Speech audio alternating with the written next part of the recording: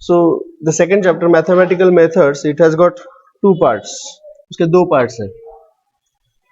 पहला part होगा vector analysis. The first part is vector analysis. As we can see here, इसमें अगर हम देखें, this is the first part of the chapter, vector analysis, scalars, vectors. और second part है integration derivatives. तो एक एक करके हम शुरू करते हैं. ठीक है. यहाँ पर आप लोगों को वेक्टर्स को अगर हम देखें, can you give me the examples of any vectors to start with? Some examples if I ask you about. There are two physical quantities basically. Physical quantities, they are classified into under the two headings. Physical quantities, we classify them under the two headings. उसमें से एक होगा scalar और दूसरा होगा vector. तो इसके क्या मायने हुए, क्या मतलब हो गया? स्केलर्स के पास क्या होता है? Vector. Scalars are the physical quantities which can be completely expressed by its magnitude alone, है ना? So they have got only magnitude. Vectors के पास they have got magnitude as well as direction. चलिए ठीक है. Examples of any two examples of scalars and vectors. या आप में से एक एक करके बता. Distance is the scalar, लेकिन displacement is the vector.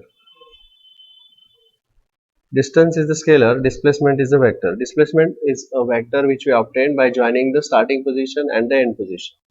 I hope this we know, है ना? और कोई? Speed and the speed. You know, speed is the scalar quantity and velocity is the vector quantity. ये चारों जो है ये स्पेशल है एक्चुअली, है ना? इसके लिए एग्जाम्पल भी हमने देखे थे, अगर आपको याद होगा तो, कि भाई अगर एक समझो there is a point, let's say एक ऑब्जेक्ट है which is going from one place to the other place और फिर यहां से वो ऐसे जा रहा है. मतलब this is 12 metre A to B and B to C is 5 metre. तो उसका डिस्टेंस कितना होगा? 17 मीटर टोटल डिस्टेंस. इसके लिए वो समझो कि 10 सेकेंड्स लगाता है, 5 सेकेंड्स, और इसके लिए उसने 5 सेकेंड्स लगा दिए. तो उसका डिस्प्लेसमेंट कितना हो गया, स्पीड कितना हो गया, वेलोसिटी कितना हो गया? Distance is the total distance होता है ये, लेकिन डिस्प्लेसमेंट के लिए हमें क्या करना पड़ता है? You join the starting position of the first beginning and and position last. इसको ज्वाइन कर लीजिए. तो अल्टीमेटली ये कितना आएगा? 5, 12, 13 आएगा ना ये. Are you understanding that? So here we say the displacement is 13 metre, distance is 17 metre. Speed कितना हो जाएगा? Speed is the total distance upon time. Distance है 17 अपॉन 10, मतलब 1.7 metre per second. whereas velocity is total displacement upon time. क्योंकि ये vectors है और ये स्केलर्स है, इसका डायरेक्शन होता है, इसका कोई डायरेक्शन नहीं होता है. तो ये कितना बन जाएगा? Yes, displacement upon time. So that will be 13 upon 10, that is 1.3 metre per second. I hope you understand the distance between the difference. Okay, so ये हमने ऑलरेडी बात करी है इसके बारे में. Let's come back here. और कोई एग्जांपल्स है डिस्प्लेसमेंट और इसके? एनी मोर एग्जांपल्स स्केलर्स और वेक्टर्स के? ये दो एग्जांपल्स देखे हमने, स्केलर्स वेक्टर्स के एग्जांपल्स. स्केलर्स वेक्टर्स के एग्जांपल कोई 4 एग्जांपल 5 एग्जांपल बताओ. हर कोई आप में से एक एक स्केलर का और एक वेक्टर बताएगा. I start with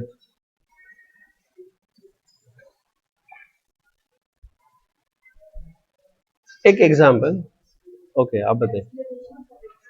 acceleration is the vector, absolutely correct. Acceleration is the vector. और स्केलर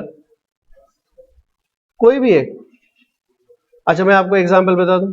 चलो ठीक है. इधर density is the, okay, density is the scalar. या डेंसिटी का डायरेक्शन नहीं होता है, करेक्ट. और टेम्परेचर का डायरेक्शन नहीं होता है, वेरी गुड। और हाँ, वेट इज व्हाट? नहीं, weight is acting downwards. Weight कभी ऊपर एक्ट करते हुए देखा है? अगर यहां से मैं डस्टर छोड़ दूं तो वो नीचे जाएगा, है? तो weight is a, and weight is actually a kind of force, so force is a vector. Mass is a क्या? मास। और लेंथ मतलब distance. Area of this room,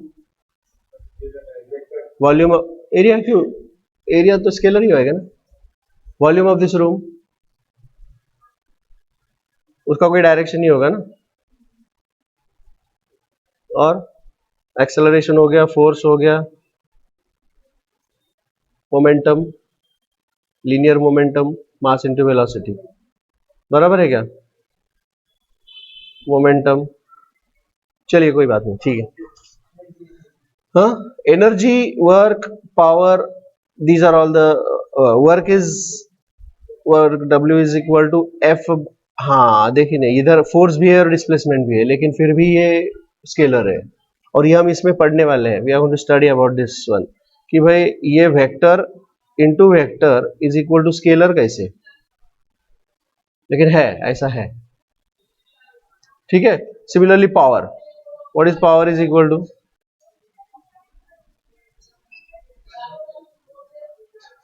rate of doing work is called as power, W upon T। सही है, okay, alright. So this is rate of doing work is the power, power is equal to W upon T,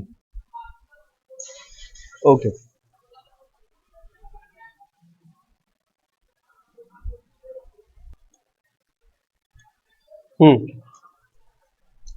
Physical quantities, so let's begin now। Physical quantities which need magnitude as well as direction for their complete description are called as vectors, okay। उसके examples दिए गए हैं। well, this is the first point about the vectors। उसका second point है vector को express करने के लिए। How can we express the vector? Vector can be expressed by a directed line segment और बाय एन एरो। उसको एक arrow से भी हम दिखा सकते हैं। The length of the line segment drawn to scale gives the magnitude of the vector, okay, gives the magnitude of the vector. मतलब अगर वेक्टर बड़ा होगा, यहां पर मैंने डायरेक्शंस दिखा दिया ना इसका, did I show here this thing, ठीक है। तो this will give you the direction of the vector, ठीक है। सो यहां पर जितना लंबा वेक्टर होगा, मतलब we can represent the vector, a vector can be represented by an arrow, arrow से हम रिप्रेजेंट कर सकते हैं। फॉर एग्जाम्पल, अगर मैं ऐसा एक वेक्टर ड्रॉ करता हूं, ऐसा एक arrow, this is one vector and this is other vector, this is vector p bar and this is vector q बार। तो दोनों में से कौन सा बड़ा वेक्टर है? कैसे पता चला? लेंथ ज्यादा है? अगर और एक वेक्टर अगर मैं ऐसा आपको ड्रॉ करूं तो क्या बोलेंगे आप? आर बार। नहीं नहीं, एक्सटेंस नहीं, are bar is third vector, are bar is a third vector वैसे। अगर ये थर्ड वेक्टर है तो आप इसके बारे में क्या बोलोगे? It is having same magnitude as that of p bar but in the opposite direction. तो ये आपको सब चीजें मिल रही है कि कौन बड़ा है कौन छोटा है, which is the greater vector, which is the smaller vector, उसका डायरेक्शन क्या है। अगर और एक वेक्टर मैं यहां पर आपको ड्रॉ कर लूं ऐसा वाला एस बार, तो आप लोग क्या बोलोगे? S bar is a vector which is perpendicular to all of them, क्योंकि एक को वेक्टर को परपेंडिकुलर तो तीनों को वेक्टर है ना। सो यहां पर we can say that a vector can be represented by an arrow where the length of the arrow, the length of the arrow line segment drawn to the scale gives the magnitude, और उसका direction दिखाएगा अपने को direction, as simple as that। did you understand that? did you get that? ठीक है, आगे बढ़ते हैं हमारे डिस्कशन में। let's take this further। अब तो सिंबॉलिकली हम उसको कैसे लिखते हैं? पी क्यू बार ऐसा लिखते हैं सिंबॉलिकली। आई से symbolically we write it as PQ bar. PQ bar. So symbolically the vectors are also represented by a single capital letter word with an arrow above. For example, X bar, A bar, जैसे मैंने यहाँ पर P bar दिखाया था. Okay, in magnitude of a vector X bar is written as modulus of X bar. This is very important. उसका magnitude हम कैसे denote करते हैं? मॉड्यूलस ऑफ एक्स बार. ठीक है, इसको और थोड़ा सा मैं आपको डिटेल में एक्सप्लेन करना चाहूंगा. I'll go in little greater details here. ये मैं थोड़ा सा उठा के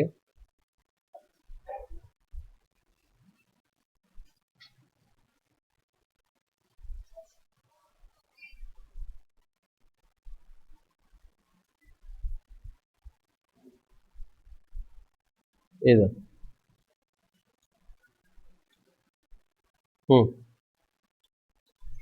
So what I would like to say here कि magnitude of a vector, magnitude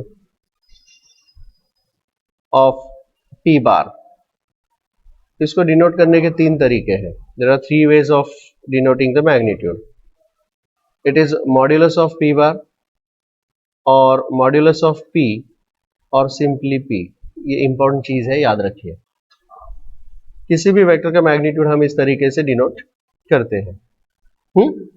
ठीक है, चलिए आगे बढ़ते हैं. Now let's see some important other things about the vectors. जैसे कि what is a zero vector और null vector? A vector having zero magnitude, okay, with a particular direction, it can have arbitrary direction, it's called a zero vector. So zero vector को एक point से हम denote करते हैं, क्योंकि zero vector मतलब उसका मैग्नीट्यूड जीरो है. अगर मैग्नीट्यूड जीरो है तो उसका लेंथ कितना होगा? जीरो. जीरो लेंथ का लाइन कैसे ड्रॉ करोगे? डॉट. Is this clear? ठीक है, this is called as a zero vector. Okay, अगला है वेलोसिटी. उसके कुछ symbolically it is represented as a velocity vector of stationary particle is a zero vector. Acceleration vector, ये उसके examples दिए गए हैं. ठीक है, यहां पर मैंने आपको एक एग्जांपल बताया था कि this is the displacement. I'll call this displacement as, say for example, x bar. This displacement is y bar and this is the resultant of x bar plus y bar. R bar is equal to x bar plus y bar. दोनों का resultant यह है ना. This is called as the resultant. Resultant का मतलब क्या होता है? दो वेक्टर्स का हमको रिजल्ट मिलता है, वो रिजल्टेंट कहलाता है. द सम या डिफरेंस, दो वेक्टर्स जब कंबाइन होंगे, क्लब होंगे, तो अपने को जो तीसरा वेक्टर मिलता है उसको उसका क्या बोलते हैं? रिजल्टेंट. तो यहां पर एक एग्जांपल के साथ मैंने आपको बता दिया. तो this is what we are calling it as resultant.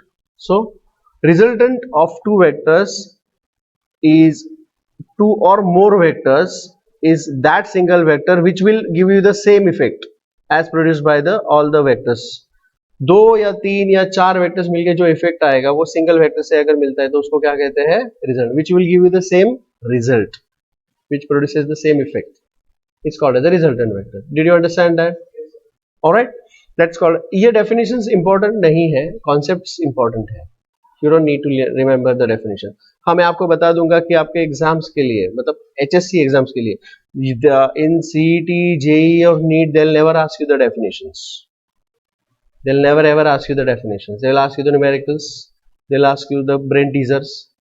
लेकिन HSC के आपके कॉलेजेस के एग्जाम के लिए वो डेफिनेशंस, लॉज पूछते हैं, वो आपको लर्न करने पड़ते हैं, जो at the appropriate point of time मैं आपको बता दूंगा. Is that fine? ठीक है, चलिए आगे बढ़ते हैं.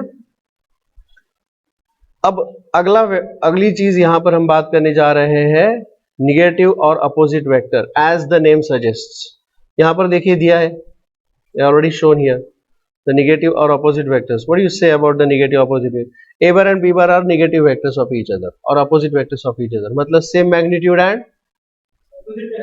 opposite direction. Correct? It is the same magnitude and opposite direction. Negative vector, negative vector of a given vector is a vector of same magnitude but opposite direction to that of the given vector. Is this fine? Is that clear? Equal vector, same magnitude and same direction. This is called as equal vector. Is that okay? Equal vector. समझे? यहाँ पर मुझे नहीं लगता ज्यादा कुछ explain करने की जरूरत नहीं, same magnitude and same direction, this example itself will give you. ठीक है, अगला है पोजीशन वेक्टर। ठीक है, अगला है पोजीशन वेक्टर, ये बहुत इंपॉर्टेंट है। अब पोजीशन वेक्टर का मतलब क्या है? सपोज ये है एक्स एक्सिस और ये है वाई एक्सिस। ओके, मेरे ख्याल से मुझे before I go for this position vector, I will go to the next part and then I will come back over here. So I will talk about what is called as a unit vector. Unit vector का मतलब क्या होता है जी? A vector having unit magnitude in the given direction is called as unit vector in that direction. ठीक है, unit vector, a vector having unit direction। ठीक है, unit vector are often denoted by small letters. यहां पर मैं आपको एक छोटा सा एग्जांपल के साथ इसको एक्सप्लेन करता हूं। फॉर एग्जांपल, अगर मैं आपको बोलता हूं कि 5 न्यूटन का फोर्स है, फोर्स ऑफ 5 न्यूटन, कि या फिर 5 रुपीज अगर है, 5 rupees is nothing but 5 times 1 rupee, yes और नो? 5 न्यूटन का force is equal to 5 times 1 newton का फोर्स, करेक्ट ना? ठीक है, तो I consider here this is 5 newton का force. Let me call this as m bar। m bar is the vector, 5 newton का force है वो। और यहां पर एक छोटा सा नन्ना सा प्यारा सा मैं यूनिट वेक्टर कंसिडर कर रहा हूं, this is the unit vector. ठीक है, this unit vector I will denote by m cap या m बार, m कैप से, स्मॉल m कैप। ठीक है, now how can I write 1 newton here? How can I write 1 newton here? यहां पर 1 newton हम कैसे लिख सकते हैं? I can say that this 1 newton is equal to 5 newton upon 5। समझे? ठीक है, अब यहां पर मैं इसको लिखता हूं, this is m bar. What is m bar? Is equal to, this is the magnitude of the vector, 5 is the magnitude of the vector। Magnitude of the vector हम कैसा डिनोट करते हैं? इन 3 तरीकों में से एक से डिनोट करते हैं, मॉड्यूलस ऑफ p बार और मॉड्यूलस ऑफ p और सिंपली p। ठीक है, उसी प्रकार मैग्नीट्यूड ऑफ m बार हम कैसे डिनोट करेंगे? Magnitude of m bar is denoted by this और that, modulus of m bar, modulus of m और simply m। You see, so what is m, what is this 5? 5 is m, yes or no? and this is unit vector। unit vector को हम कैसा denote करते हैं? m cap से। I'll denote it by m cap। सही है? so what is m cap? is equal to, m cap is equal to any vector divided by its magnitude। is that clear to you all? any vector divided by its magnitude। अब यहां पर उन्होंने m cap के जगह पर um ऐसा कुछ लिखा है, but I will prefer to write it like this, m cap। this is called as unit vector। so how do I obtain unit vector? any vector divided by its direction will give me the unit vector in that direction। समझ में आ गई बात? is this clear to you all? so this is about the unit vector। now unit vector in x direction, y direction and z direction, I'll consider this is x, y and z directions। let's say x, y and z direction। तो इस directions में जो unit vectors पाए जाते हैं, देखे जाते हैं, the unit vector in x direction, the unit vector in y direction and the unit vector in z direction. ठीक है, this is i, j and k। I cap is the unit vector in x direction, j cap is the unit vector in y direction and k cap is the unit direction in z direction। इसे हम कई बार I cap, j cap, k cap कहते हैं, कई बार I bar, j बार और k बार कहते हैं, कई बार उसको कई बुक्स में I, j, k ऐसा सिंपली दिखाया जाता है, ऑल मीनिंग द सेम। कभी कैप पहनाओ, कभी डैश दे दो, बार दे दो, कभी कुछ भी नहीं लगाओ, it means all the same. Is this clear to you all? Any doubts about that? ठीक है, now after all this discussion I'll go to this position vector, position vector, ठीक है। तो यहां पे अब मैं इस पॉइंट P की बात करने जा रहा हूं। This is x axis, this is y axis, and as we know that यहां पर there is the unit vector in the x direction and there is unit vector in the y direction also. ये दो unit vectors है, इन दोनों को मैं denote करूंगा i cap और j कैप से। समझ में आ गई बात, ठीक है। And point P is having the coordinates x comma y. Point P is having the coordinates x comma y, ठीक है। तो यहां पर हम एनी वेक्टर, इस P को मैं ज्वाइन करूंगा ओरिजिन से, I join this P with origin, ठीक है। तो ये जो r बार होता है that is nothing but OP bar. Does this give me the information about the position of point P? है ना, ये जो वेक्टर है, any vector which gives us the position of the particle, that is called as the position vector, ठीक है। any vector which gives the position of a particle at a point with respect to origin is called as a position vector. Is that clear? समझ में आ गई बात। So OP bar is the position, it's giving us the position, it's called as position vector. Any doubt so far? Is this very clear to all? इसके आगे में हम चलते हैं अभी vector operations, vector operations. So first operation is a multiplication, किसी भी vector को हम किसी स्केलर से मल्टीप्लाई कर सकते हैं, that's very simple. Scalar is a simple number, actually scalar is a simple number, तो उसको हम ऐसे मल्टीप्लाई कर सकते हैं।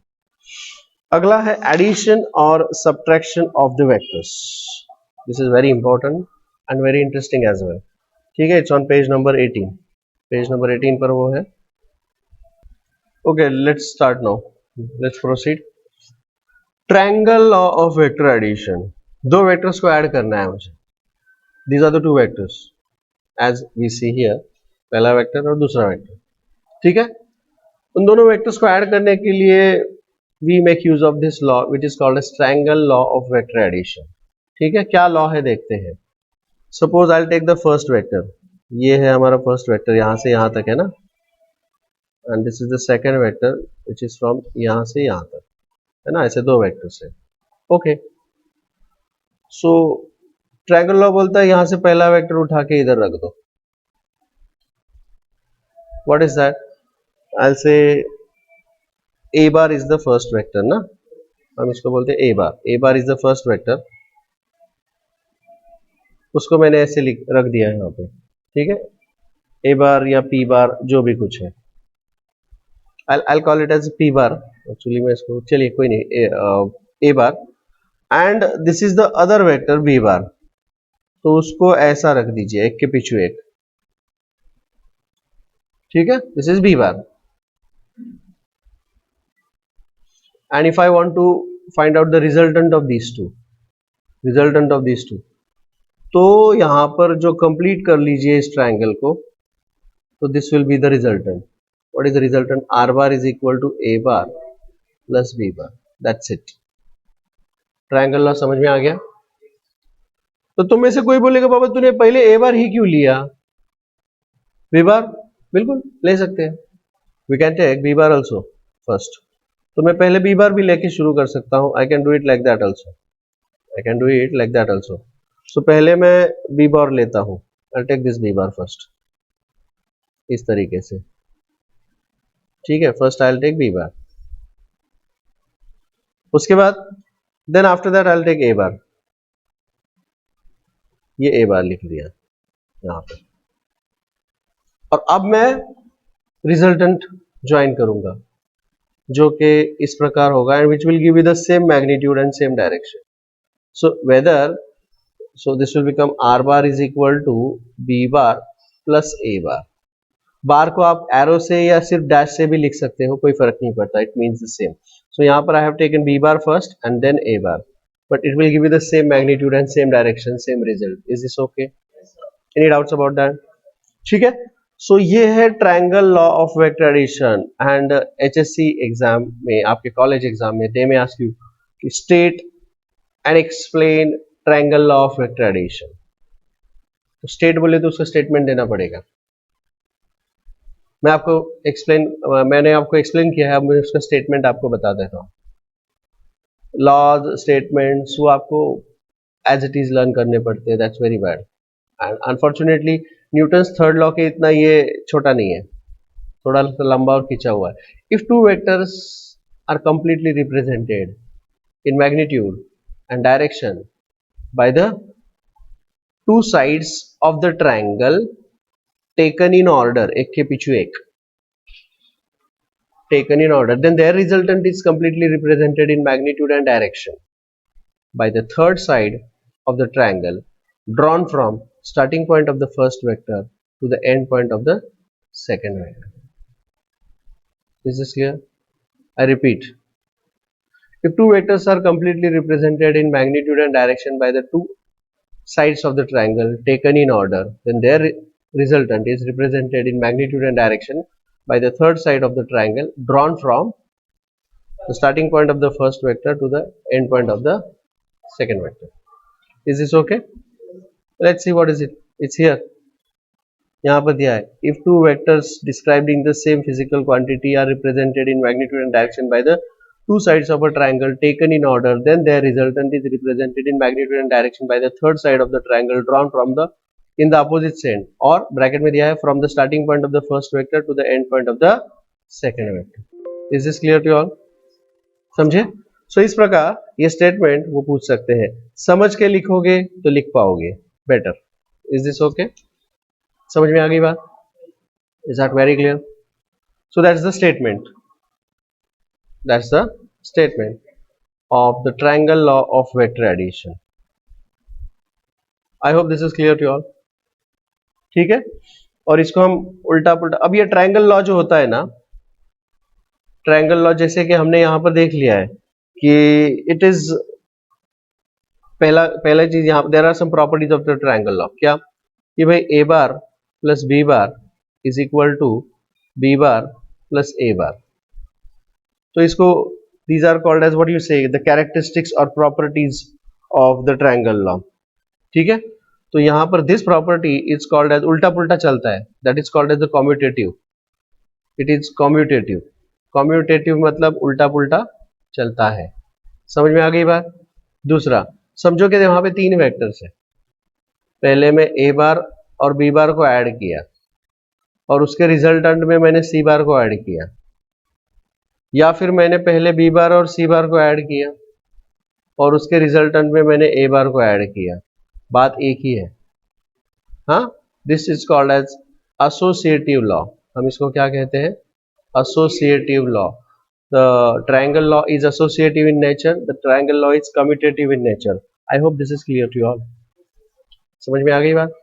ठीक है, चलिए दूसरा इसी तरीके का और एक लॉ यहाँ पर हम देखने वाले हैं। So this was the first law which is called as triangle law of vector addition.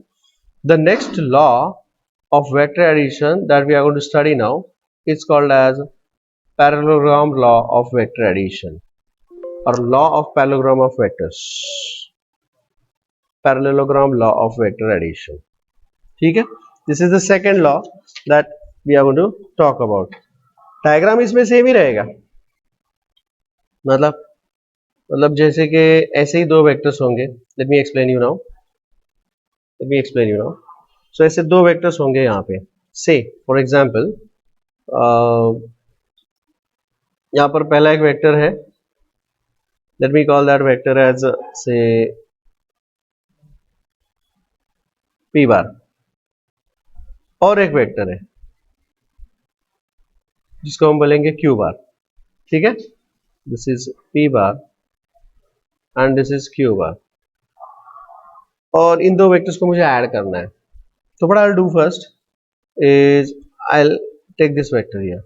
इस वेक्टर को मैं यहाँ पे कॉपी कर लूंगा और इस वेक्टर को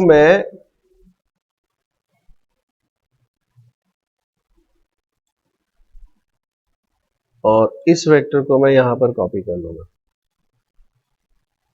ऐसे। पहले तो अलग तरीके से किया था कॉपी, अब ऐसे कर रहा हूं।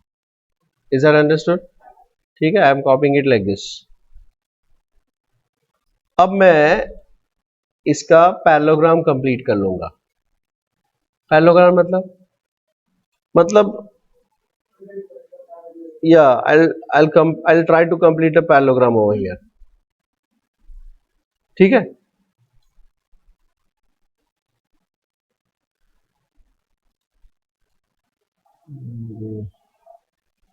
मैं यहां पर एक पैरेललोग्राम पूरा करने की कोशिश करता हूं। इन द सेंस ये यहां पर ऐसा एक पैरेलल लाइन ड्रॉ करूंगा, ठीक है, और यहां से ऐसी पैरेलल लाइन, तो ये पैरेललोग्राम मैंने पूरा कर लिया। समझ में आ गई बात? I completed this parallelogram. Okay, क्योंकि यहां पर पैरेललोग्राम लॉ, आई विल से this is OA is representing vector p bar and OB is representing vector q bar. Is that clear? Then as per the parallelogram law वाला क्या बोलता है कि भाई अगर ऐसी अवस्था है तो यहाँ पर ये जो common diagonal which is drawn from their common point, it will give me the resultant of p bar and q bar. Is this clear to you all? This will give me the resultant of p bar and q bar. So ये जो point है इसको मैं बोलूंगा C. Is that clear? ठीक है, ये है उसका रिजल्टेंट। तो लॉ क्या बोलता है? If two vectors of the same type are completely represented by the two adjacent sides of the parallelogram, then their resultant is completely represented in magnitude and direction by the diagonal of the parallelogram drawn from their common point. Diagonal which is drawn from their common point. Is that clear? ये है law और ये यहां पे दिया है। If two vectors of the same type are originating from the same point, okay, are represented in magnitude and direction by the two adjacent sides of the parallelogram, then their resultant is given in magnitude and direction by the diagonal of the parallelogram starting from the same point or starting from the common point, ऐसा भी आप बोल सकते हैं। Is this clear to all? समझ में आ गया? ये उसका स्टेटमेंट है and this statement we'll have to remember as it is. The statement we have to remember as it is. ये कॉपी करके मैं वहां पे दिखा रहा हूं, ठीक है, ये उसका स्टेटमेंट है। Is that clear? Any doubts about that? समझ में आ गया? तो ये उसका स्टेटमेंट है। स्टेटमेंट जो भी इंपॉर्टेंट है वो आपको याद रखने पड़ेंगे। मैंने आपको यहाँ पर इसका एक्सप्लेनेशन दे दिया है, ठीक है। अब इसका आगे का पार्ट लेके जाएंगे हम लोग। Let's take this further now. इसको एनालिसिस करना है, इसके लिए एक फॉर्मूला है, वो हमको डिराइव करने का है। We have to derive the formula for that. तो उसके लिए मैं क्या करूंगा कि I will try to complete this sketch, इस स्केच को पूरा करूंगा। तो दिस इज OABC। What I will do is I will draw a perpendicular from here. इस तरह से परपेंडिकुलर ड्रॉ करेंगे और इसे मैंने ऐसे एक्सटेंड कर लिया, ठीक है। I have extended this further. ये कुछ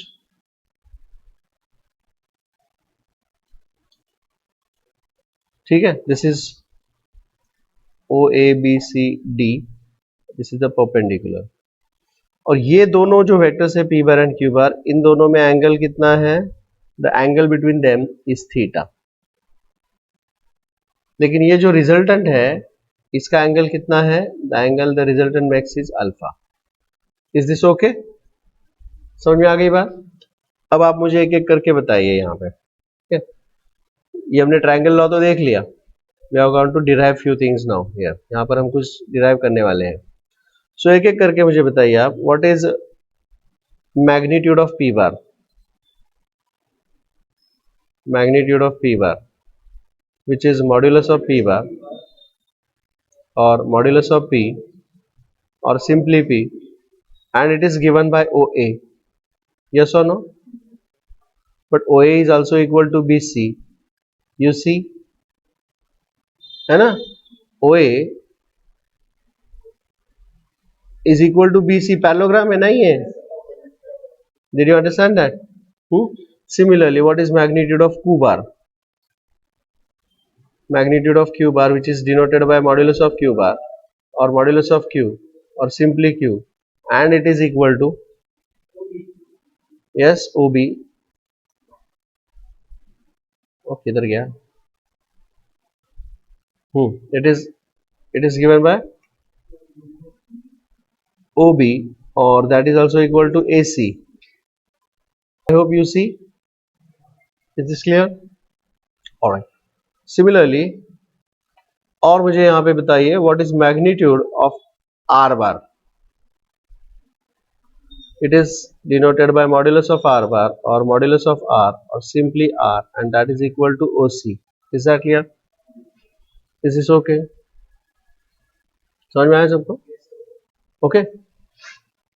अब यहाँ पे एक I'll just copy this diagram here. Diagram की मुझे बार बार जरूरत पड़ेगी, इसलिए इस डायग्राम को मैं बस यहाँ से कॉपी कर रहा हूँ यहाँ पे. And I'll take this my analysis further. मेरा एनालिसिस में अब आगे लेके जा रहा हूँ, गौर से देखें.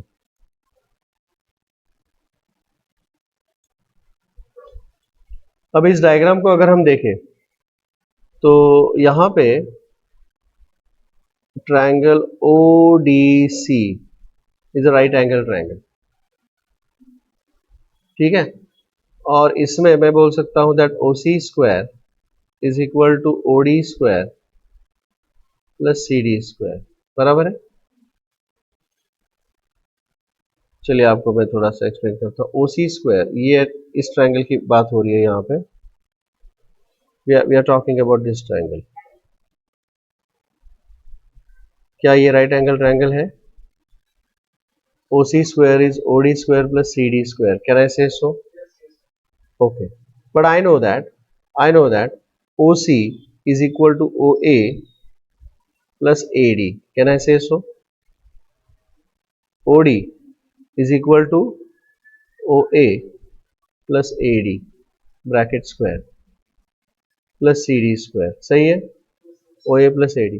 Therefore, OC square is equal to, just open the bracket, OA square plus 2 times OA into AD plus AD square plus CD square. Is that fine? ठीक है. अब हम बात करेंगे इस ट्रायंगल की.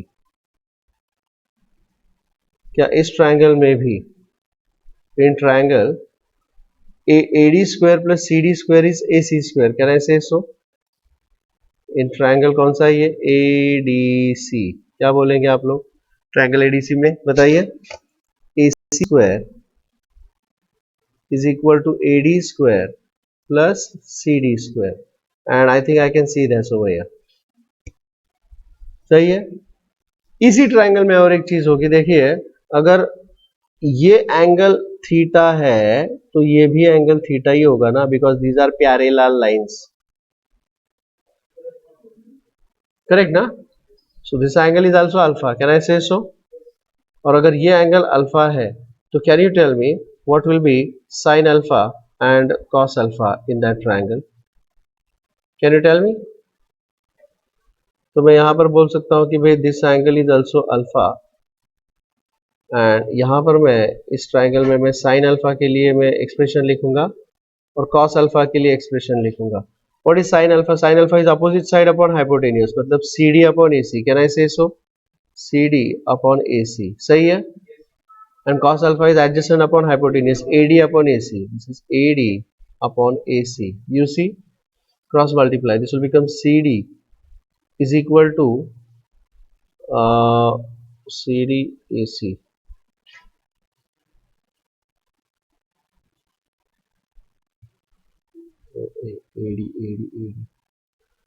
पहले तो मैं इसको क्रॉस मल्टीप्लाई करता हूं. What is AD is equal to AC cos alpha. Any doubt so far? इसमें किसी को कुछ डाउट्स है? चलिए अब ये सारी चीजें यहां पर एम्बेड कर देते हैं. So this is nothing but OC square is equal to OA square plus 2 times OA into AD plus AD square plus CD square is AC square. ठीक है ना? अच्छा, इसके पहले हमने लिखा है, बताया है कि भाई अगर हम यहाँ पर डायरेक्शन, ये है तुम्हारा P and this is also P ना, सही है। अच्छा, और ये है Q, तो this is also Q,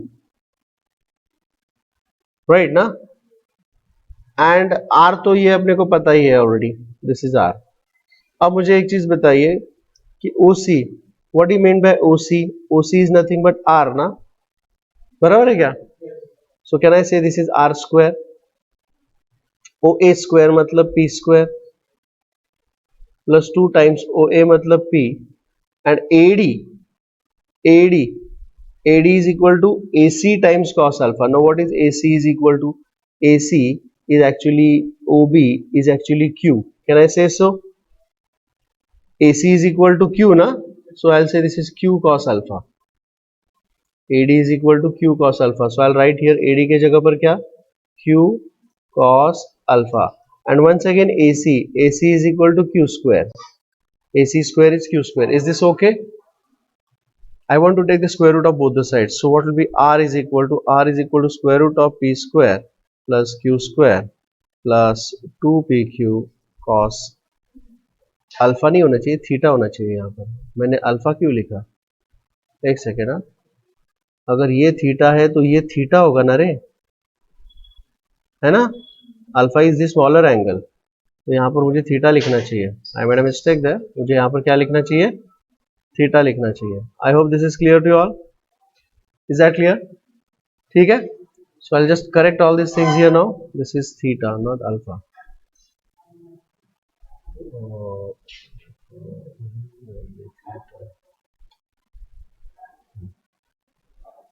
This is theta.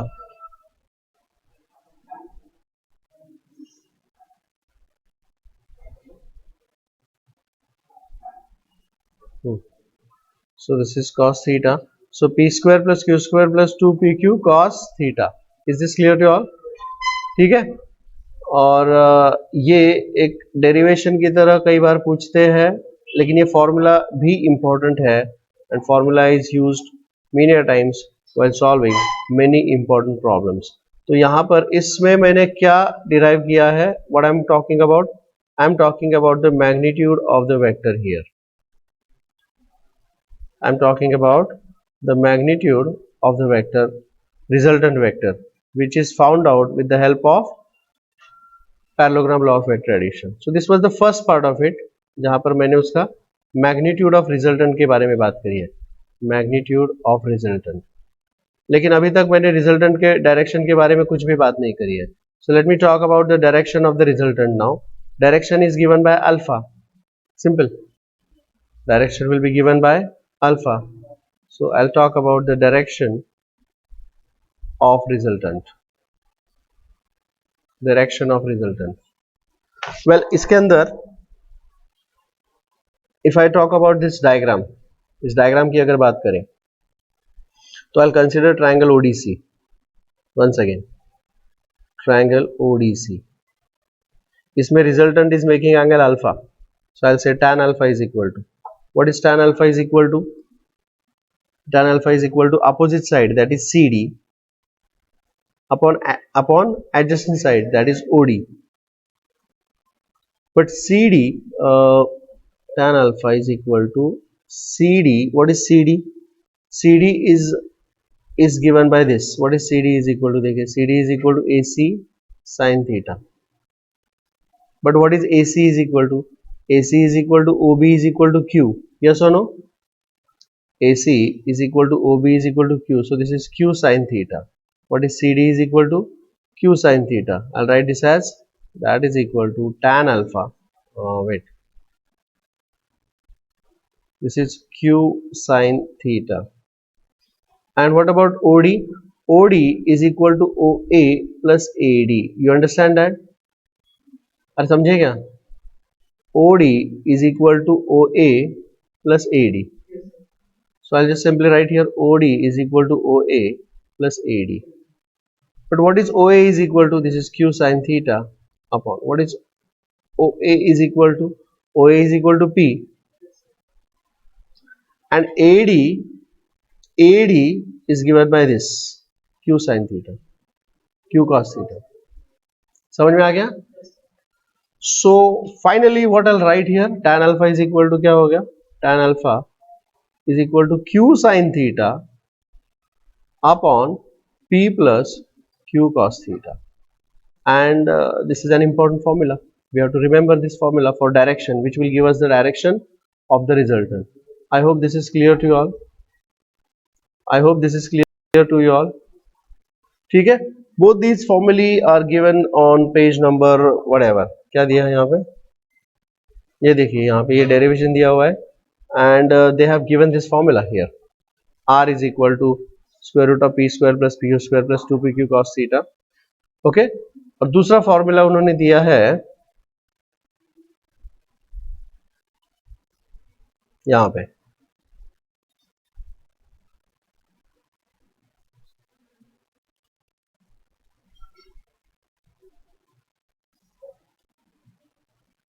I hope you got that. देखिए यहाँ पे दिए हैं दोनों फॉर्मूले, सॉरी, हाँ एक्सप्लेन करता हूँ। ये फॉर्मूला है दूसरा, मैं tan इनवर्स नहीं लिखूंगा, मैं ये वाला फॉर्मूला नहीं याद रखूंगा, मैं ये वाला याद रखूंगा। ठीक है, चलिए आपको एक्सप्लेन करता हूँ मैं, क्या आपको समझ में नहीं आया।